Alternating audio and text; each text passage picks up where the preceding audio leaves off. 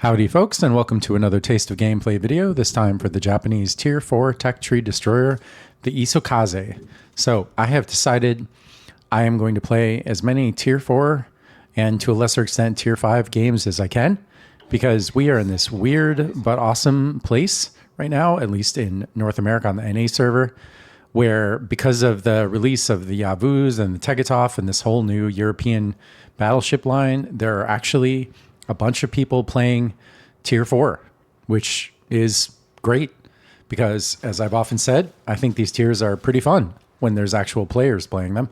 So this is not going to be a particularly astounding game in the sense of I am not going to be the hero. I think I'm going to do something like 27,000 damage and sink one ship, which is very unusual for me in a Tier 4 game because usually you're facing a bunch of bots. But I'm actually not facing a bunch of bots. I think there's 6 players on each side, on each team.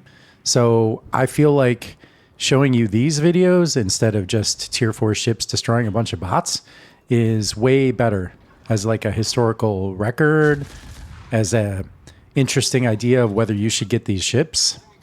So the Isokaze, what is it? Well, it is a very classic, it is like the essence of a Japanese destroyer. It is okay-ishly fast. It is actually kind of clumsy. It turns kind of slow. It's a little bit big. It has low hit points.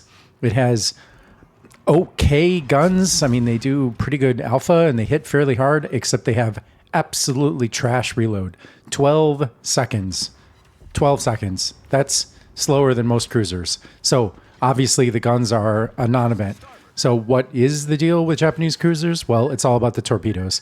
You get 7-kilometer torpedoes. There are destroyers with longer range torpedoes, but you get them every 38 seconds. You get 6 of them in 3 double launchers that can go to either side of the ship. And they go reasonably fast and they do a ton of damage. They do like 10,000 damage. So this is a torpedo boat like all Japanese destroyers. And I thought it would be fun to fight against a bunch of players in battleships. Now, of course, because they're players, they don't just sail in straight lines. So in some ways, this is not going to be as interesting of a video. It's going to be actually a more typical World of Warships game in the sense that I'm going to do a lot of sailing around, a lot of spotting, a lot of preventing the enemy team from getting through that gap in the middle. The whole back end of the game, now that we've basically removed all the bots, is going to be just me and others plugging up the gap in the middle of the map, trying to keep people from coming through that middle section. So this is a role that the Isokaze is pretty good at, honestly. I mean, when people push into you, especially battleships, these torpedoes become incredibly effective because, you know, scrolling around through the other Tier 4 destroyers, the problem with a lot of them is that the reload on the torpedoes is just really kind of long. I mean, not long by Tier 10 standards maybe, but, you know, like 65, 70, 75 seconds, whereas the reload here is 37 seconds. Now, of course, you're giving up a lot of things for that reload, but the one thing you're not giving up, actually, the 2 things you're not giving up are good concealment, because this has a 5.3 concealment if you build into it, and it has smokes. So you can easily, when people are pushing into you, you can easily stealth torp them. The torpedoes are not especially fast, but if they do hit, they do immense damage. Like if you get hit with a full 3 racks of Isokaze torpedoes, you're done. I don't care what battleship you have at Tier 4 or even Tier 5, because there's a couple Tier 5 battleships in this game. I just think it's really fun to play against actual players at this tier. I just want to emphasize how giddy I was to log into this game and see all these other players. I mean, yes, they're all playing Yavuzes and Tegetovs, but I mean, you know, that's still pretty fun. I mean, they're not all doing that. Of course, this Klaas Horn, for example, is totally a player, and we're basically going to kind of duel it out. Not directly. I'm not, until the very end, I don't think I'm going to even shoot at him at all. but we're sort of the destroyer for each of our teams, right?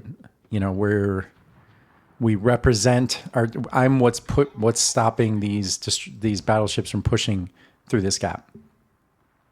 Especially this one, because he's going to take a bloody nose and he's going to be like, "Oh, maybe I need to back off." Yeah, those torpedoes hit pretty hard. I mean, that was 15,000 damage on a battleship that only has 38,000 hit points.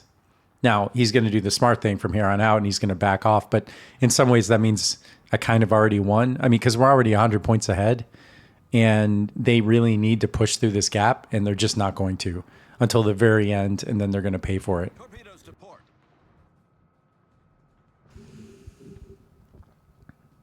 So much more fun than just playing against bots, right? And also, in many ways, a much better representation of the strengths and weaknesses of the ship. Because, you know, let's be honest. Oh, man, I did it again. Smoking up, and I'm the only one that was spotting these guns. They're kind of sad. But anyway, what was I saying? Yes, I mean, any ship, even a relatively bad one, can defeat a bunch of bots. I mean, you can still get a sense of a ship by playing against bots, for sure. Some ships definitely are better.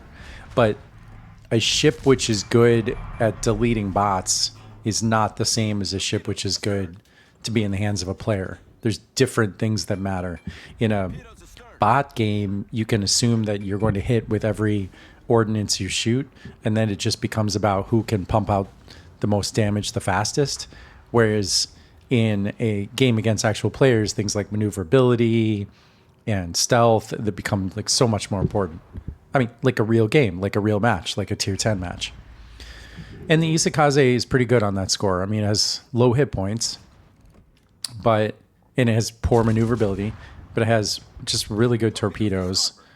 I will say the guns do hit hard. I mean, the alpha is really solid. It's just that you only fire every 12 seconds, which is crazy. So like in a close range destroyer on destroyer battle, you will lose unless the enemy destroyer starts out on very low hit points and you can kill him like in the first shot. Then you will win. I mentioned that because that's going to be relevant here pretty soon. I'm so tempted to open up on this Class Horn. I have so much more health than he does. But, you know, the thing I kept telling myself is just don't push it. We're winning. Yeah, we're about to sink this Yavuz. Now we're winning by 200 points. Like, you don't need to win harder, you know? Which is fun just in and of itself, because against bots, I mean, you always feel like you're on the offensive, right? I mean, there's no point. Usually the team that wins in terms of the players is the team that just gets offensive and deletes all the enemy bots fastest. But, you know, when you're playing against players, things like defense and knowing when to advance and when to retreat, I mean, they become so much more important.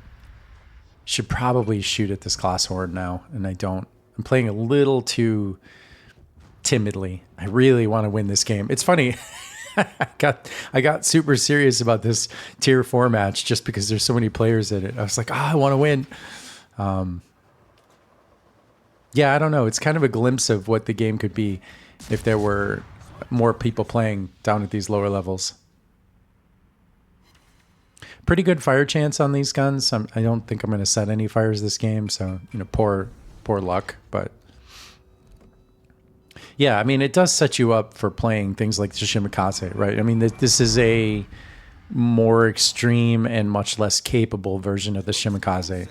But the philosophy of the ship is still sort of the same, you know, sail around, spot, launch these incredibly impactful, super high damage torpedoes, but mostly just use your smoke. I mean, your guns are not your strength. They're going to have a really long reload. You can use them against low health targets. I mean, you're basically there to spot and then spot some more and then spot some more on top of that and then possibly land some torpedoes if you get a chance. And then occasionally use your guns when it's the right moment, which is now.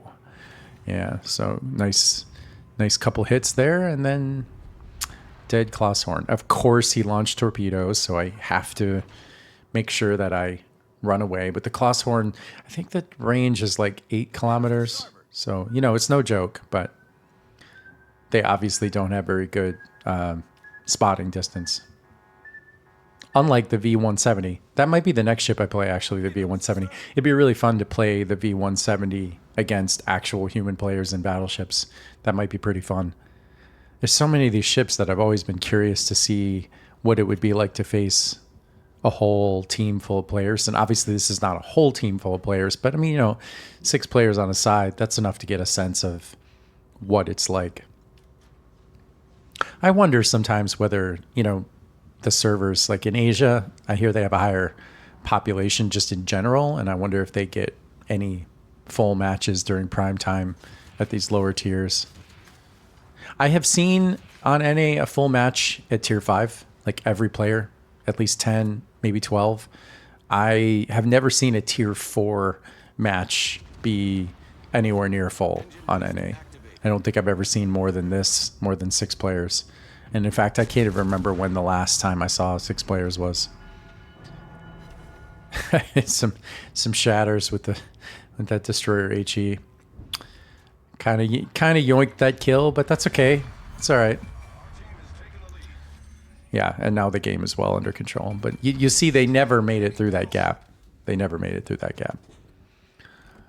Of course, not just because of me. No, I don't want to have a big ego about my own play. I don't think I played like particularly amazing in this game, but you know, I did my job and I think I played pretty well. And I showed off the strengths and the weaknesses of the Isokaze. You get the smoke, you get the really long reload, you get the really short reload on the torpedoes. Think about that for a second. The reload on the torpedoes on the Isokaze is only 3 times as long as the reload on the guns. I wonder if there's another ship where that ratio is that small. I never really thought about it that way. Yeah, and then you get these really hard-hitting you get 6 hard-hitting 7-kilometer torpedoes. And that's basically what this ship is. Sail around, wait for people to push into you, or at least go broadside to you, try to hit them with these torpedoes, which of course works great against bots. I mean, bots just sail in a straight line, and yeah, you can sink a lot of bots in the Isokaze. If you're watching this video anytime near when it actually comes out, I highly recommend logging in and playing some tier 4 and tier 5. I mean, if you've ever had even the slightest inclination to see what these tiers are like, now's the time to do it while there's so many people actually playing them. So yeah, Isokaze, not a bad ship, not a great ship, not a bad ship, but definitely a good learning and training tool for learning how Japanese destroyers work. Has its strengths, has its weaknesses, very clearly defined role, which, you know, is nice in and of itself. So that's it for this one. I'll see you in the next ship.